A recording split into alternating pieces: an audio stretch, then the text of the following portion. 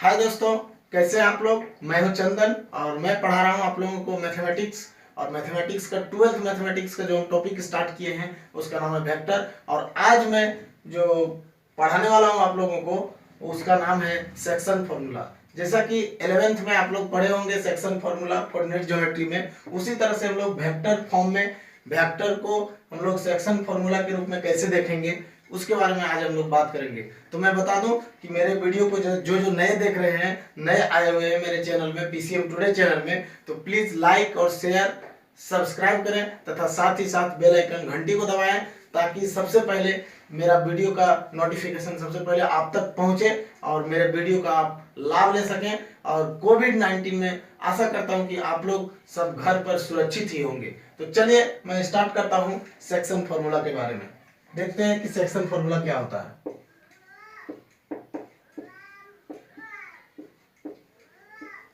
Section formula, ये जो section formula की बात करेंगे हम लोग अभी वेक्टर के रूप में देखेंगे। सपोज करो ये एक लाइन है, एक वेक्टर ये है और एक वेक्टर दूसरा ये वेक्टर बी है। ये वेक्टर ए और बी को एक सपोज करो पोजीशन वेक्टर, जिसका मान के चलो ये सी एक वेक्टर है, सी एक पॉइंट है जिसको ए बी लाइन को जो m/n रेशियो में डिवाइड करता है। तो अब सपोज करो ए एक क्या है, ओरिजिन है। ओरिजिन एक पॉइंट है, इस पॉइंट से ए का हम लोग यदि देखेंगे पोजीशन वेक्टर और बी का पोजीशन वेक्टर, सपोज करो ए वेक्टर का नाम है vector A, O A vector का नाम क्या है वेक्टर ए, और इसका सपोज करो वेक्टर नाम है वेक्टर बी। अब हम लोग को फाइंड करना है कि सी का पोजीशन वेक्टर क्या होगा, या तो इसी को बोलेंगे हम लोग ओसी का नाम क्या होगा, ओसी का वैल्यू क्या होगा, पोजीशन वेक्टर ऑफ सी क्या होगा, ये हम लोग देखेंगे। तो किसी का जब हम पहले क्लास में ही पहले लेक्चर में ही आप लोगों को पोजीशन वेक्टर लिखने बताया था, तो हम लोग लिख सकते हैं कि ओ ए मतलब पोजीशन वेक्टर ऑफ ए। कोई भी चीज का जब पोजीशन वेक्टर लिखते हैं तो किसके रिस्पेक्ट में लिखते हैं हम लोग, ओरिजिन के रिस्पेक्ट में लिखते हैं। तो पोजीशन वेक्टर ऑफ ए हम लोग लिख सकते हैं कि position vector of A, position vector of A जो होगा वो क्या, O A is equal to क्या होगा, O A vector is equal to क्या होगा, वेक्टर ए। इसी तरह से हम लोग लिख सकते हैं कि position vector of B, B का पोजीशन वेक्टर क्या होगा।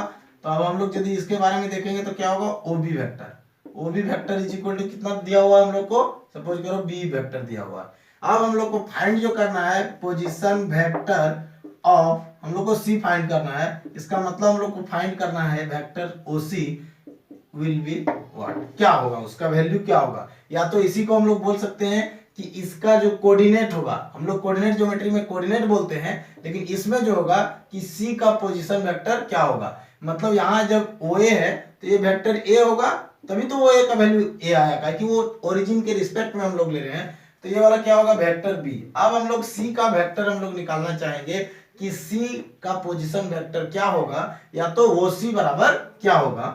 तो इसी को हम लोग लिख सकते हैं पोजीशन वेक्टर ऑफ ओ सी बराबर वेक्टर सी बराबर ये क्या है, यही हम लोग को फाइंड आउट करना है। तब हम लोग सिमिलरिटी ऑफ ट्रायंगल से जानते हैं कि हम लोग ऐसा लिख सकते हैं कि AC बाय CB, क्या लिख सकते हैं, AC बाय CB। हम लोग लिख सकते हैं AC by CB is equal to क्या होगा, AC का रेशियो कितना है, ट्रायंगल का प्रॉपर्टी से बोल सकते हैं हम लोग m/n। देखो AC क्या है, AC कितना रेशियो में डिवाइड हो रहा है, कितना पार्ट में डिवाइड हो रहा है, m पार्ट में डिवाइड हो रहा है, और CB जो है कितना पार्ट में डिवाइड हो रहा है, n पार्ट में डिवाइड हो रहा है। और ये चीज जो हम लोग बात कर रहे हैं वो सेक्शन फार्मूला जो बात कर रहे हैं, ये किसके लिए हम लोग बात कर रहे हैं, ये इंटरनल डिवीजन के लिए बात कर रहे हैं।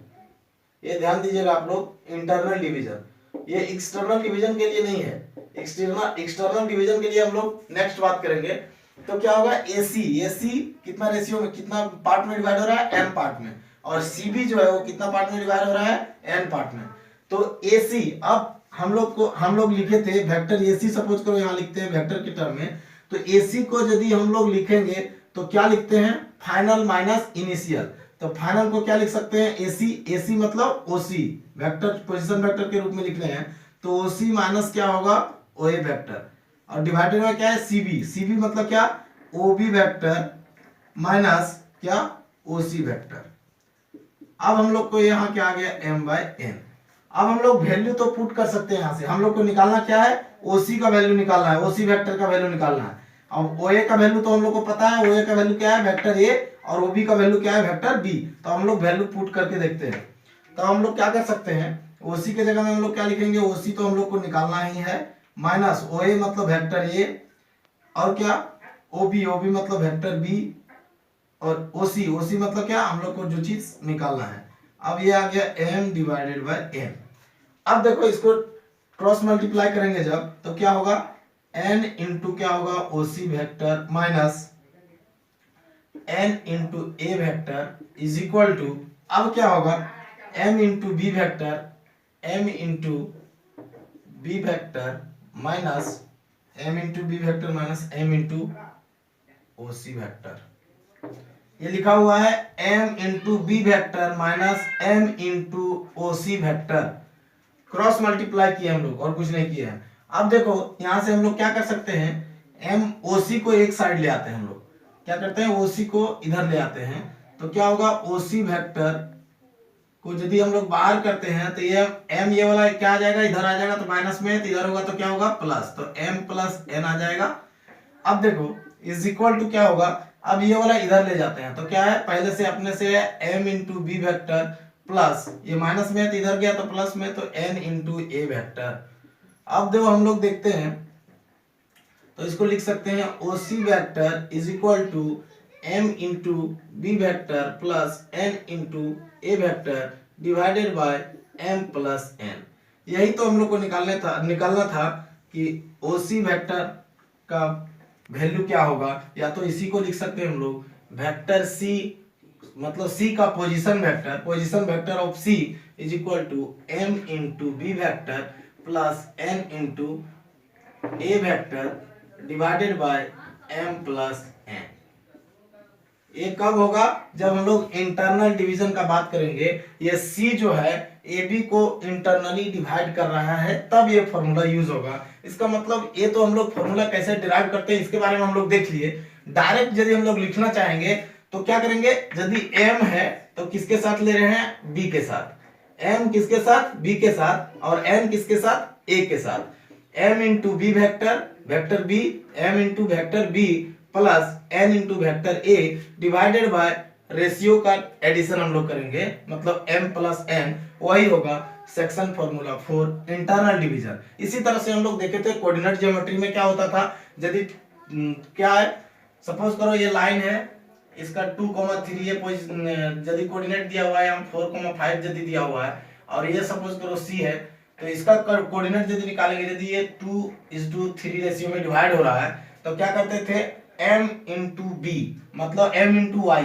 तो सपोज करो ये m है, तो x का कोऑर्डिनेट यदि निकालेंगे तो क्या होता था 2 इंटू 4 प्लस 3 इंटू 2, वो करेंगे और डिवाइडेड बाय 2 प्लस 3, तो वो निकलता था x के लिए। उसी तरह से y का बात करते थे हम लोग, तो यहाँ क्या था 2 कोऑर्डिनेट्स दिया हुआ था या तो 3 कोऑर्डिनेट्स दिया होता है, तब इसके लिए हम लोग देखते हैं कोऑर्डिनेट ज्योमेट्री में। अब हम लोग यहाँ जो देख रहे हैं वो किसके लिए, वेक्टर के रूप में देख रहे हैं। वेक्टर मतलब वहां एक ही वैल्यू रहेगा, वो 3D या 2D का बात नहीं करेगा। यदि ये वेक्टर ही 2D या 3D में यदि कन्वर्ट करते हैं, वो एक मतलब i j k उसको एक साथ मिलाते हैं तो एक वेक्टर बनाते हैं, और एक वेक्टर को यदि हम पोजीशन वेक्टर के रूप में लिख रहे हैं तो क्या होगा, सेक्शन फॉर्मूला के लिए ये हमारा फॉर्मूला आएगा। अब जो हम लोग देखने वाले हैं वो नेक्स्ट देखने वाले हैं एक्सटर्नल डिवीजन के लिए। यदि कोई ए बी लाइन है उसको एक्सटर्नली डिवाइड करता है कोई दूसरा सी पोजीशन, सी पॉइंट, तो क्या फॉर्मूला आएगा, उसके बारे में देखने वाले हैं हम लोग नेक्स्ट 3। तो एक्सटर्नल डिवीजन के बारे में बात करने से पहले थोड़ा कुछ पॉइंट बता देता हूं मैं। अभी हम लोग जो देख रहे थे, ये लाइन था क्या A और ये था B और ये पोजीशन वेक्टर C था, तो इसके लिए यदि वेक्टर ये था और इसका यदि वेक्टर B था, तो इसका ये यदि m:n रेशियो में डिवाइड हो रहा था, तो इसका जो हम लोग कोऑर्डिनेट निकाले थे वो क्या निकला था हम लोग के लिए, वो निकला था क्या कि position of vector of C मतलब OC इज इक्वल टू आया था m into B vector plus n into A vector divided by m plus n। Suppose करते हैं कि केस 1 हम लोग लेते हैं, केस 1 यदि ऐसा हो सकता है कि m is equal to n, यदि क्या है m और n इक्वल है, इसका मतलब ये दोनों यदि इक्वल है तो क्या होगा, c क्या होगा, मिड पॉइंट होगा। तो ये मिड पॉइंट का केस है। यदि m इज टू n होगा तब क्या लिख सकते हैं हम लोग कि m is equal to n जब है तो हम लोग लिख सकते हैं क्या, m into B plus m के जगह में n के जगह में m भी लिख सकते हैं, m into A divided by m plus m। इसका मतलब m को कॉमन ले लिया हमने तो a plus B divided by क्या हो गया 2m, अब m कैंसिल हो गया तो हम लोग लिख सकते हैं a प्लस बी बाय 2। तो मिड पॉइंट के लिए यदि हम लोग पोजीशन वेक्टर निकालेंगे तो वो दोनों को ऐड करना है, दोनों वेक्टर जो दिया हुआ है वो दोनों को ऐड करना है और 2 से डिवाइड करना है। तो वो किसका केस हो गया, ये मिड पॉइंट का केस हो गया, मिड पॉइंट। अब देखो ये जो हम लोग बात किए वो मिड पॉइंट के लिए। नेक्स्ट जो हम लोग कुछ देख रहे हैं इसके लिए हम लोग बात कर सकते हैं कि सपोज करो तो ये वाला हम लोग मिड पॉइंट का केस देख लिया। अब हम लोग कुछ देखते हैं अलग। इसको हम लोग वेक्टर बी और वेक्टर ए को अलग अलग यदि करते हैं तो हम लोग लिख सकते हैं कि वो C vector is equal to m by m plus n into B vector plus क्या लिख सकते हैं n by m plus n into A vector. Suppose करो कोफिशिएंट ऑफ वेक्टर बी और कोफिशिएंट ऑफ वेक्टर ए, इसको हम लोग मान लेते हैं k1 और इसको यदि मान लेते हैं हम लोग k2, तो हम लोग लिख सकते हैं कि sum of coefficient of vector B and coefficient of vector A is equal to क्या होगा 1। ये जो है ये पॉइंट जो है बहुत ज्यादा इंपॉर्टेंट है। मतलब k1 प्लस k2 का जो वैल्यू होगा ये 1 ही होगा हमेशा। जब कोई भी पॉइंट, कोई भी दो लाइन को या तो कोई भी दो पोजीशन वेक्टर को क्या करता है m/n रेशियो में डिवाइड करता है तो उसका जो होगा दो वेक्टर का जो कोफिशिएंट आएगा वो डिवीजन रेशियो के लिए जो कोफिशिएंट आएगा वो दोनों कोफिशिएंट का जो सम होगा वो इज इक्वल टू 1 होगा। ये बहुत ज्यादा इंपॉर्टेंट पॉइंट है कि दोनों का जो कोफिशिएंट का सम जो होगा वो क्या होना चाहिए, 1 के इक्वल होना चाहिए। अब हम लोग जो बात करने वाले हैं वो बात करेंगे हम लोग एक्सटर्नल डिवीजन के बारे में। तो चलिए देखते हैं एक्सटर्नल डिवीजन। तो अब हम लोग देखने वाले हैं एक्सटर्नल डिवीजन। जो हम लोग देखेंगे एक्सटर्नल डिवीजन सेक्शन फॉर्मूला में जो एक्सटर्नल डिवीजन होता है उसके बारे में देखेंगे। सपोज करो कि ये लाइन क्या है, या तो ये वेक्टर से पोजीशन वेक्टर लाइन सेगमेंट जो बना हुआ है वो है AB जो है वो AB को अब जो C पॉइंट जो है वो ये C पॉइंट जो है उसको कितना डिवाइड में करता है, m/n रेशियो में एक्सटर्नली डिवाइड कर रहा है। किस एक्सटर्नली, मतलब AB से ये एक्सटर्नली है, मतलब C जो पॉइंट है वो क्या है, बाहर है। अब इसका जो पोजीशन वेक्टर है वो क्या होगा, वेक्टर B, और इसका जो पोजीशन वेक्टर है वो क्या होगा, A। तो उसी तरह से हम लोग यहाँ क्या कर सकते हैं, OA बराबर हम लोग क्या लिख सकते हैं, मतलब position vector of A with respect to origin is equal to vector A, और क्या OB इज इक्वल टू क्या होगा, वेक्टर B। अब OC वेक्टर हम लोग निकालना है, यही हम लोग को फाइंड आउट करना है कि वेक्टर C का वैल्यू या तो पोजीशन वेक्टर ऑफ C क्या होगा जब ये m/n रेशियो में क्या कर रहा है, एक्सटर्नली डिवाइड कर रहा है। इसमें भी दो केस हो सकता है कि m, अभी हम लोग जो लिए हैं वो क्या लिए हैं कि m is greater than n। ऐसा भी हो सकता है कि n कभी ग्रेटर होगा m से और m कभी ग्रेटर होगा n से। तो उसके लिए हम लोग फॉर्मूला में ही मॉडिफाई कर लेंगे कि कैसे हम लोग फॉर्मूला को यूज करेंगे। तो अभी हम लोग देख रहे हैं कि m ग्रेटर देन n के बारे में। तो क्या कर सकते हैं हम लोग, उसी तरह से हम लोग लिखेंगे प्रॉपर्टीज ऑफ ट्रायंगल से क्या कि AC बाय क्या BC, AC by BC is equal to क्या होगा, m बाय n। अब देखो AC को हम लोग फिर पोजीशन वेक्टर के रूप में यदि लिखेंगे तो क्या लिखेंगे, OC vector minus OA vector, मतलब फाइनल माइनस इनिशियल। और BC को क्या लिखेंगे, OC vector minus OB vector. अब देखो, अब हम लोग वैल्यू को पुट करते चलेंगे। अब देखो ओसी का वैल्यू तो हम लोगों को निकालना ही है, तो ओसी वेक्टर तो रहेगा ही, माइनस ओए वेक्टर मतलब क्या, ए वेक्टर, डिवाइडेड बाय ओसी तो जो निकालना है हम लोग को, और वो भी मतलब vector B is equal to M by N. अब हम लोग क्या करते हैं, इसको क्रॉस मल्टीप्लाई करते हैं। अब क्रॉस मल्टीप्लाई करने के बाद क्या आता है वो देखते हैं हम लोग। तो क्रॉस मल्टीप्लाई करेंगे तो क्या होगा, N into OC vector minus N into vector A is equal to क्या होगा। अब देखो ये यहां ले जाते हैं, तो m into OC vector minus m into B vector, m into B vector. अब देखो हम लोग क्या कर सकते हैं, देखो तो ये वाला m इंटू बी को इधर ले आ रहा हूं, m इंटू बी को इधर ले आ रहा हूं, तो ये क्या है, माइनस में है, तो ये इधर आएगा तो प्लस में होगा। तो m into B vector minus ये वाला को देखो, ये वाला ये इधर है तो लेफ्ट साइड में ही है, तो n इंटू ये वेक्टर ही रहेगा। अब क्या करते हैं, m इंटू ओसी जो लिखा हुआ है ओसी को रहने दो, m इंटू ओसी वेक्टर ये तो रहा है। अब ये वाला को इधर ले जाते हैं, तो ये प्लस में है तो इधर आएगा तो माइनस में होगा, n इंटू ओसी वेक्टर। अब देखो यहां से क्या लिख सकते हैं हम लोग, यदि ओसी को कॉमन ले लिए तो क्या होगा, m माइनस एन, और यहां आ गया m into B vector minus n into A vector. अब वो c इज इक्वल टू जब लिखेंगे तो हम लोग लिख सकते हैं m इंटू बी वैक्टर या तो vector b minus n into vector a divided by m minus n। ये जो फॉर्मूला है हम लोगों का एक्सटर्नली डिवीजन के लिए है। अब मैं बताने वाला हूं कि यदि m अभी क्या था कि m ग्रेटर था किससे, n से, यदि ऐसा हो कि n क्या होगा, m से ग्रेटर होगा, तो उस समय क्या करेंगे, यहाँ n को पुट करेंगे और यहाँ m को पुट करेंगे। वही करना है, केवल जो इस ये बड़ा वाला है उसको आगे लिखना है, लेकिन किसके साथ, वो सेकेंड वाला वेक्टर के साथ। जो बड़ा वाला है उसको सेकेंड वाला वेक्टर के साथ लिखना है, और जो छोटा वाला है उसको फर्स्ट वाले वेक्टर के साथ लिखना है, और माइनस में। ये एक्सटर्नली डिवीजन के लिए ही केवल लागू होगा, इंटरनली के लिए जैसे होता है वही है, क्योंकि यहाँ माइनस का साइन है इसीलिए वैसा करना होगा हम लोगों को कि m ग्रेटर देन n और n ग्रेटर देन m होगा। तो क्या है, ये पहला केस क्या था कि m ग्रेटर देन n हुआ, तब ऐसा भी हो सकता है कि यदि n ग्रेटर देन m होगा तो यहाँ n पुट करेंगे और यहाँ m पुट करेंगे, और सब एक ही जैसा होगा। तो ये बात हो गया हम लोग का एक्सटर्नल डिवीजन के लिए।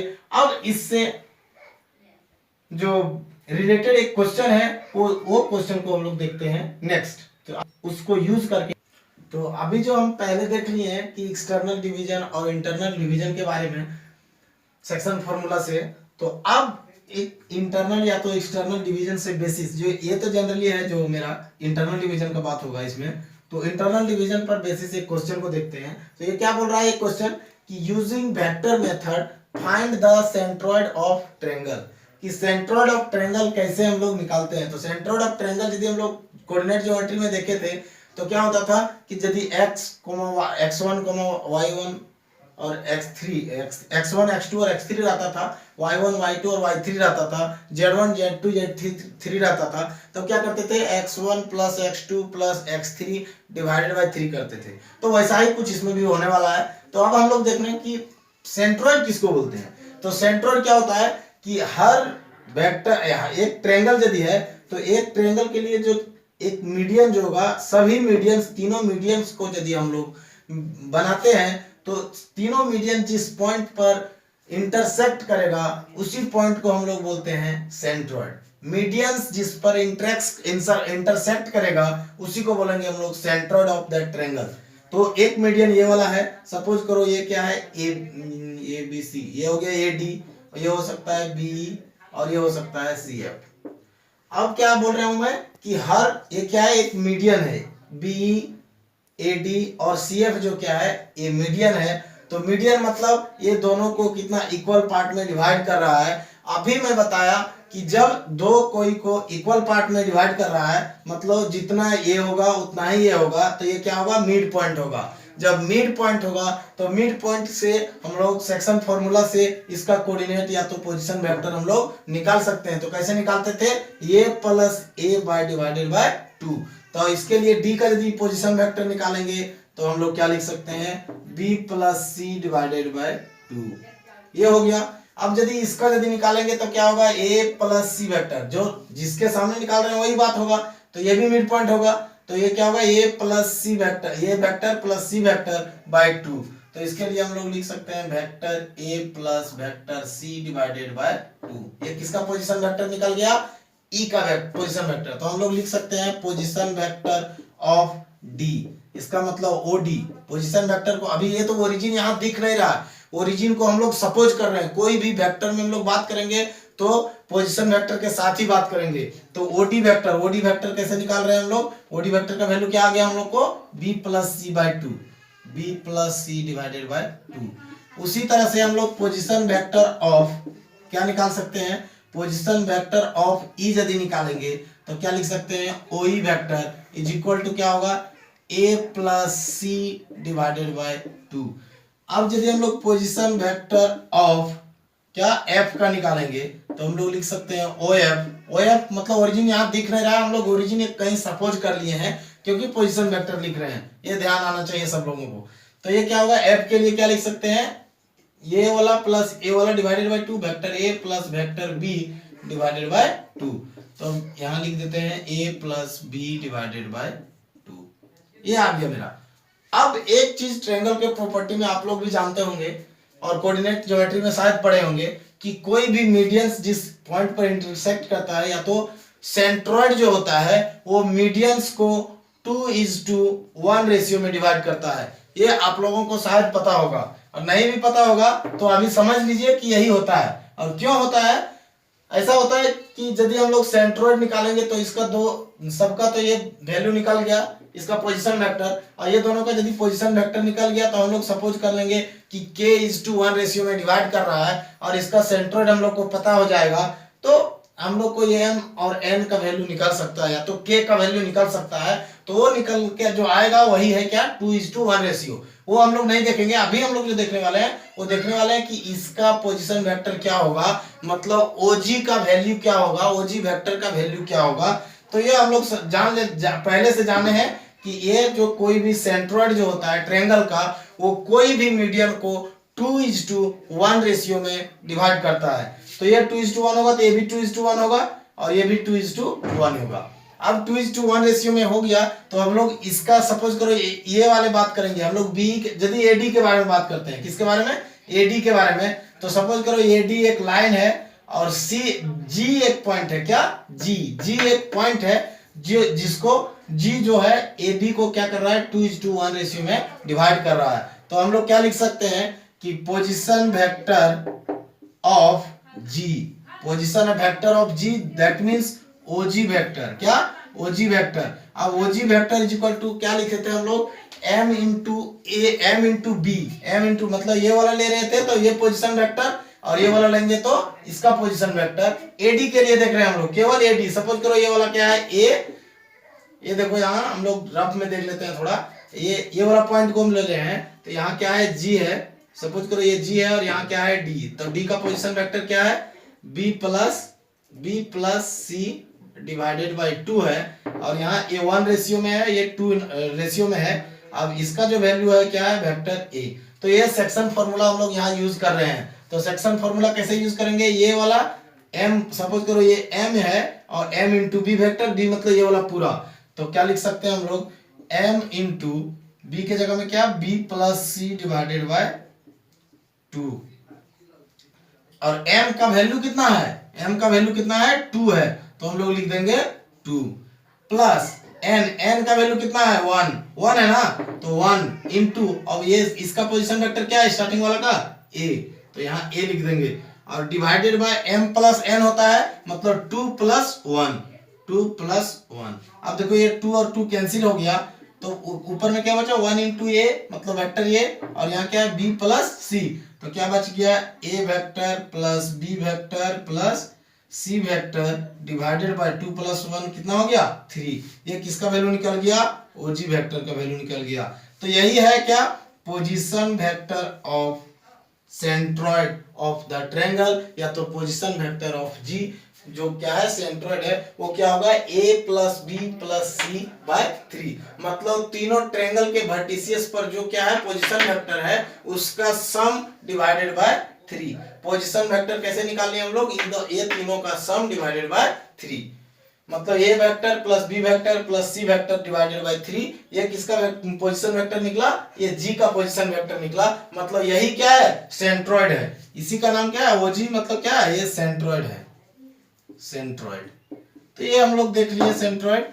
अब जो इसी से एक रिलेटेड क्वेश्चन है उसके बारे में हम लोग कुछ देखते हैं, यही इसी से सिमिलर है उसके बारे में थोड़ा देखते हैं। तो एक क्वेश्चन जो है ये भी सेक्शन फार्मूला पर बेसी है, सेंट्रोइड से बेसिस है।